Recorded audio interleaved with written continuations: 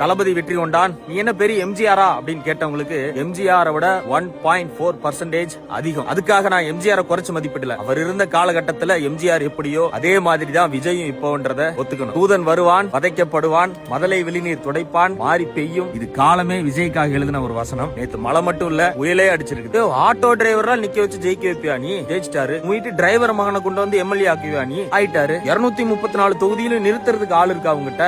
233 தொகுதியிலும் டெபாசிட் வாங்கியிருக்காங்க. 10 சீட்டு ஜெயிக்க முடியாது உன்னால. ஆட்சி அமைக்கிறதுக்கு இன்னும் 10 சீட்டு தான் வேணும். அதிக ஓட்டுகள் வித்தியாசத்துல ஜெயிச்சதும் இங்கதான். ஒரே ஒரு ஓட்டு வித்தியாசத்துல ஜெயிச்சதும் இங்கதான். படிச்சவங்க அதிகமா சட்டமன்றத்துக்கு போக போறதும் இங்கதான். இளைஞர்கள் அதிகமா சட்டமன்றத்துக்கு போக போறது இங்கதான். So accept the change, don't argue. அப்புறம் மாண்புமிகு முதலமைச்சர் அண்ணன் திரு விஜய் அவர்களுக்கு நீங்க கொடுக்கறேன்னு சொன்ன 6 சிலிண்டருக்கோ இல்ல ஃப்ரீ பஸ்ஸுக்கோ இல்ல 200 யூனிட் மின்சாரத்துக்கோ இல்ல தள்ளுபடிகளுக்கோ ஆசைப்பட்டு மக்கள் உங்களுக்கு வாக்களிக்கல. தரமான ரோடு, தடையில்லா மின்சாரம், நல்ல குடிநீர், தரமான கல்வி, தரமான மருத்துவம், ஊழலற்ற அமைதியான தமிழகம், இதை கொடுத்தீங்கன்னாவே அந்த சீட்ல இருந்து உங்களை யாராலையும் கீழே இறக்க முடியாது. What ever happens, stay strong, stay positive. நல்லதே நினைங்க, நல்லதே நடக்கும். நடந்துருச்சு.